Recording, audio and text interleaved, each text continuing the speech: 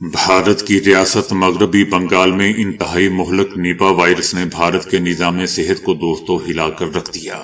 یہ وبائی لہر باراسات شہر کے ایک نجی ہاسپٹل سے شروع ہوتی ہے، جہاں اب تک 5 کیسز کی تصدیق بھی ہو چکی ہے، جن میں 3 طبی عملے کے ارکان ہیں جو مریضوں کا علاج کر رہے تھے۔ متاثرہ مریضوں کو فوری طور پر کولکتہ کے متعدی امراض کے ہاسپٹل منتقل کر دیا گیا۔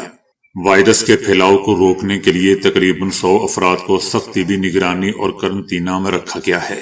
پہلی بار 1998 میں دریافت ہونے والا نیپا وائرس، جو جانوروں کو بنیادی طور پر چمگادڑوں سے انسانوں میں منتقل ہوتا ہے، عالمی ادارہ صحت WHO کے مطابق اس کی شرح اموات 40 سے 75% تک ہے، جو اسے کورونا سے کہیں زیادہ خطرناک بنا دیتا ہے۔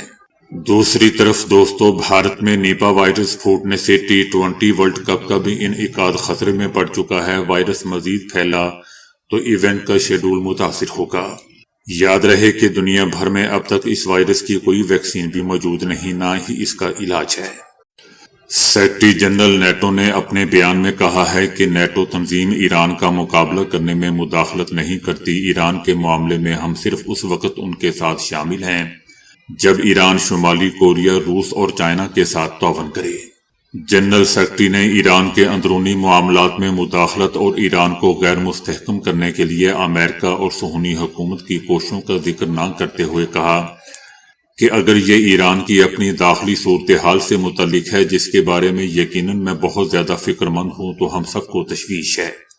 یہ ایک ایسا مسئلہ نہیں ہے جس میں نیٹو مداخلت کرنا چاہتا ہے، کیونکہ نیٹو کی توجہ گرین لینڈ کی طرف مرکوز ہے۔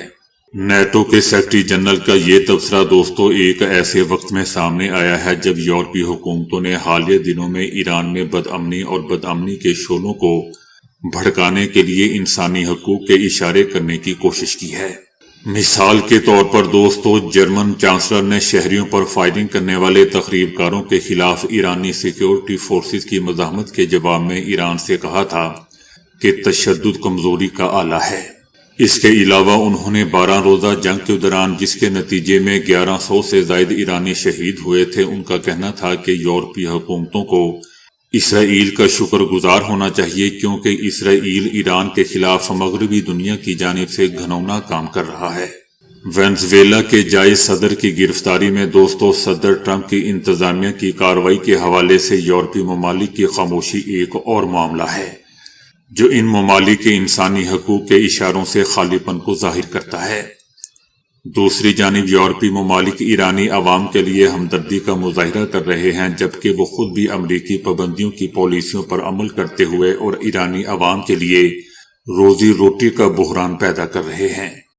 امریکہ اور اسرائیل کے درمیان نئے 10 سالہ سیکیورٹی معاہدے پر غور کیا جا رہا ہے۔ اسرائیل امریکہ کے ساتھ نئے 10 سالہ سیکیورٹی معاہدے پر بات چیت کر رہا ہے، جس میں براہ راست فوجی امداد کی بجائے مشترکہ دفاعی منصوبوں کو ترجیح دی جائے گی۔ موجودہ مفاہمتی یادداشت 2028 میں ختم ہو رہی ہے، جس کے تحت اسرائیل کو سالانہ $3.8 ارب کی امریکی فوجی امداد ملتی ہے۔ اسرائیلی حکومت کا کہنا ہے کہ آئندہ معاہدے میں نقد امداد بتدریج کم کر کے مشترکہ فوجی اور دفاعی منصوبوں پر توجہ دی جائے گی۔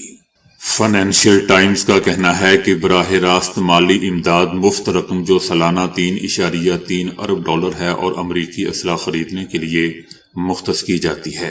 اسرائیل کا کہنا ہے کہ اسرائیل موجودہ اور آئندہ مشترکہ فوجی ترقیاتی منصوبوں کے تسلسل پر الگ الگ بنیادوں پر بات چیت کرنا چاہتا ہے، نہ کہ لازمی طور پر کسی نئی طویل المدتی مفاہمتی یادداشت کے تحت۔ دوستو، یاد رہے کہ سابق امریکی صدر جو بائیڈن کی انتظامیہ نے اسرائیل کو $8.7 ارب کی اضافی فنڈنگ بھی فراہم کی تھی، جس میں غزہ اور دیگر علاقوں میں استعمال ہونے والے فضا سے زمین پر مار کرنے والے ہتھیاروں کے ذخائر کی دوبارہ تکمیل شامل تھی۔